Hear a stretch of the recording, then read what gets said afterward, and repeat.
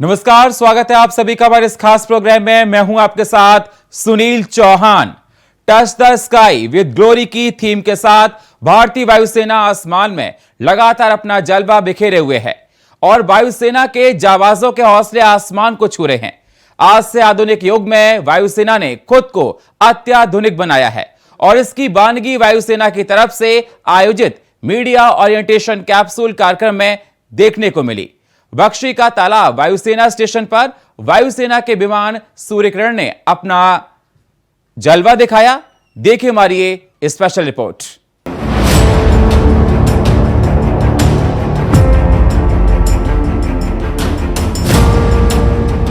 आसमान में जलवा दिखाता ये भारतीय वायुसेना का सूर्य किरण विमान है,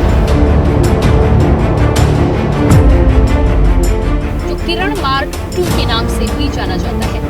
आसमान में किरण मार्क 2 विमान ने प्रदर्शन किया। तीनों विमानों ने आसमान में करतब दिखाए और तिरंगे में फ्लाई पास्ट करते हुए अपने जलवे को बिखेरा। लखनऊ मध्य कमान में आज एयरबेस के स्टेशन पर आप देखेंगे किरण मार्क 2 की तरफ से जो है वो प्रदर्शन जो है करके दिखाया जा रहा, किस तरीके से उनकी परफॉर्मेंस है। और मैं अपने कैमरा पर्सन से कहूंगा कि वो आपको थोड़ा सा तस्वीरों के जरिए दिखाएं, अपना प्रदर्शन वो करते हुए दिखाई दे रहे हैं। किरण मार्क 2 जो है वो ये जो एयरक्राफ्ट हैं वो हैं और उसके जरिए आप देख सकते हैं तिरंगा के रूप में यहाँ पर जो है वो तीनों एयरक्राफ्ट आपको जो है ये नजर आ रहे हैं और इसके जरिए कहीं ना कहीं एक बड़ा प्रदर्शन जो है वो कह सकते हैं उनकी तरफ से दिखाया जा रहा। 300 फीट की ऊंचाई पर, जमीन से महज 300 फीट की ऊंचाई पर ये तीनों ही जहाज जो हैं वो इस समय हवा में आपको उड़ते हुए दिखाई दे रहे हैं। इनकी तरफ से प्रदर्शन किया जा रहा है और ये कहीं ना कहीं अपने आप में एक अद्भुत नज़ारा है और इन सब के जरिए कहीं ना कहीं मकसद है कि एयरफोर्स की जो ताकत है उसको दिखाया जा सके। जिस तरीके से भारतीय जो कह सकते हैं एयरफोर्स है और वो किस तरह से कार्य करती है और एक बड़ा प्रदर्शन जो है वो कह सकते हैं इनके जरिए जो है किरण मार्क 2 के जरिए आज यहाँ पर दिखाया गया। Touch the sky with glory इस ध्येय वाक्य को मूर्त रूप देते हुए वायुसेना के जाबाजों के हौसले आसमान छू रहे हैं।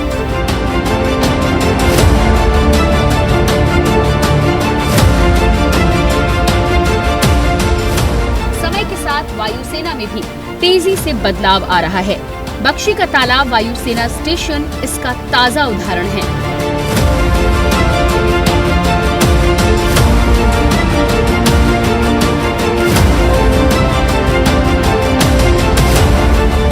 सन 1966 में जिस बख्शी का तालाब वायुसेना स्टेशन की स्थापना केयर एंड मेंटेनेंस यूनिट के रूप में हुई थी, अब वहां जगुआर और तेजस जैसे लड़ाकू विमान वायु सीमा की रक्षा करते हैं।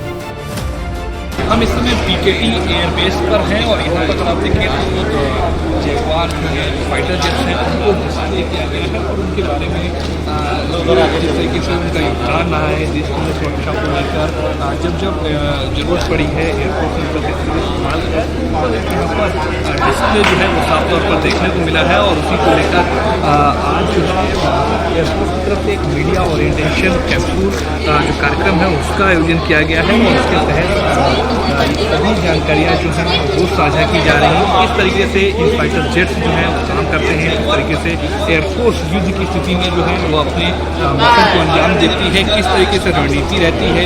बख्शी तालाब जो एयरबेस है उसका किस तरीके से अभी तक योगदान रहा है, कितनी तैयारियाँ हैं और मौजूदा वक्त में जिस तरीके से प्रिपरेशन की आवश्यकता है, चाहे वो साइबर क्राइम्स को लेकर हो, ड्रोन अटैक्स को लेकर हो, उसको लेकर एयरफोर्स किस तरीके से अपनी तैयारियाँ की हुई है, इसको लेकर जानकारियाँ साझा जो है वो आज इस मीडिया ओरिएंटेशन कैंपेन में की गई।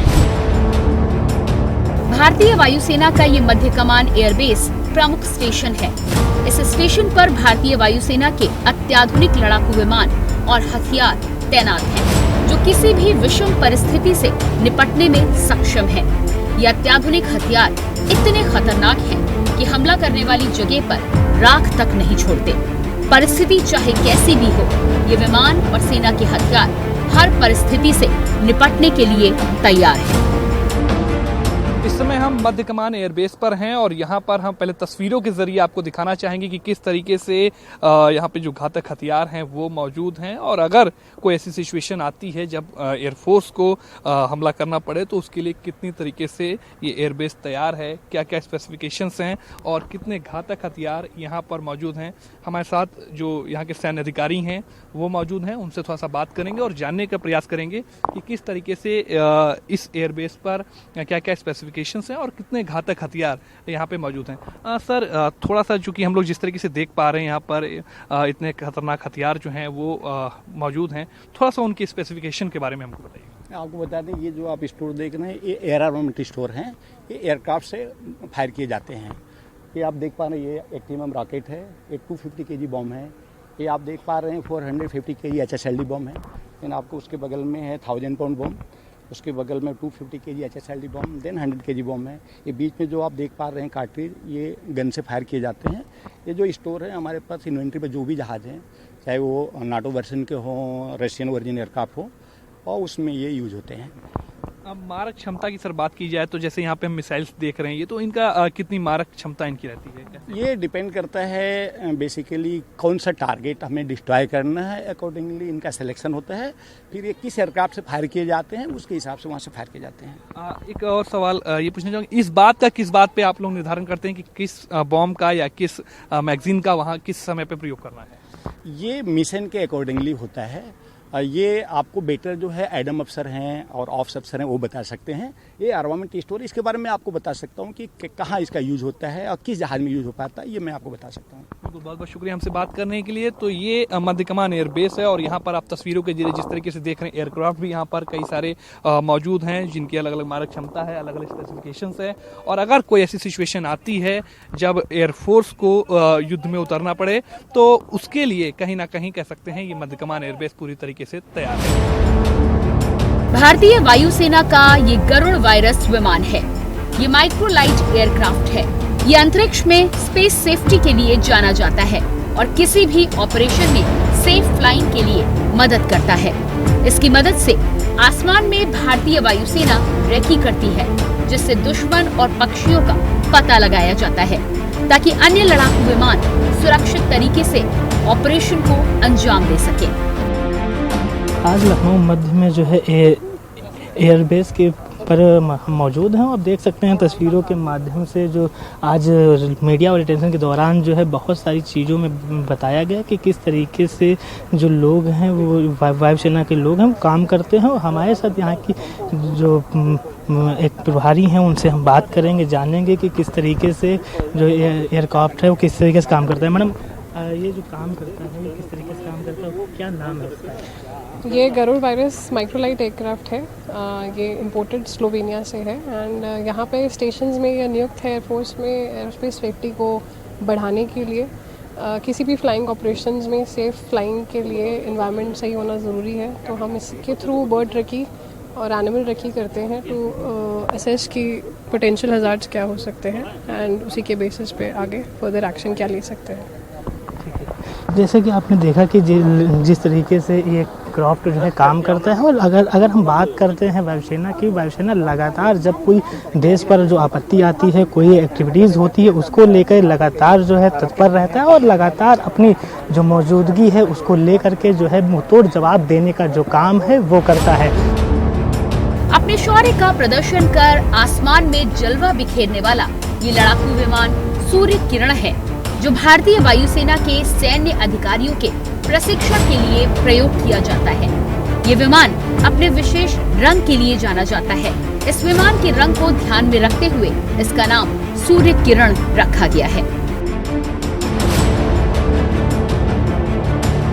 इस समय हम मध्य कमान एयरबेस पर हैं और यहाँ पर अगर आप देखेंगे तो अलग अलग एयरक्राफ्ट जो हैं वो यहाँ पर मौजूद हैं। तस्वीरों के जरिए पहले हम आपको दिखाना चाहेंगे कि आप देखिए इस मध्य कमान एयरबेस पर अलग अलग तरीके के जो फाइटर जेट्स हैं वो मौजूद हैं, ताकि किसी भी परिस्थिति में अगर कोई ऐसी आवश्यकता पड़ती है यहाँ पर एयरफोर्स को इस्तेमाल करना पड़े, यूज हो उसका, तो वो यहाँ पर अवेलेबल है। हमारे साथ यहाँ पे कुछ अधिकारी भी मौजूद हैं, उनसे बात करेंगे।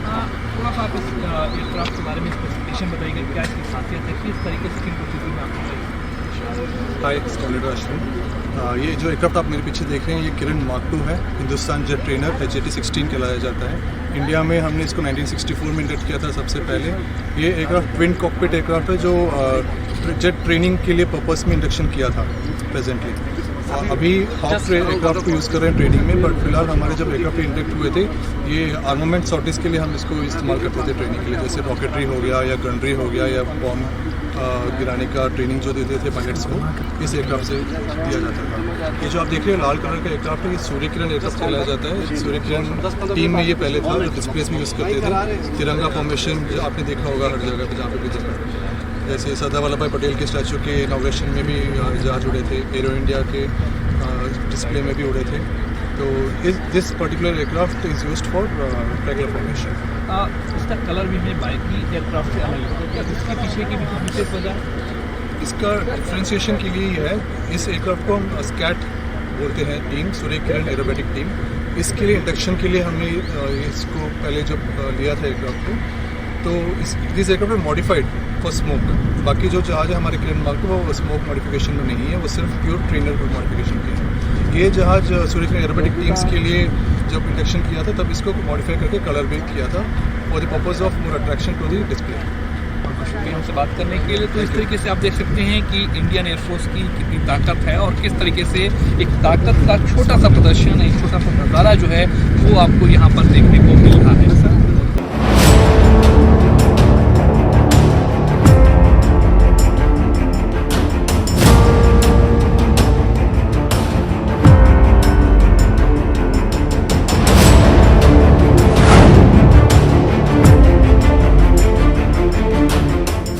और फिलहाल हमारे इस खास प्रोग्राम में इतना ही। बाकी खबरों के लिए आप बने रहिए इंडिया वॉइस के साथ। तब तक के लिए नमस्कार।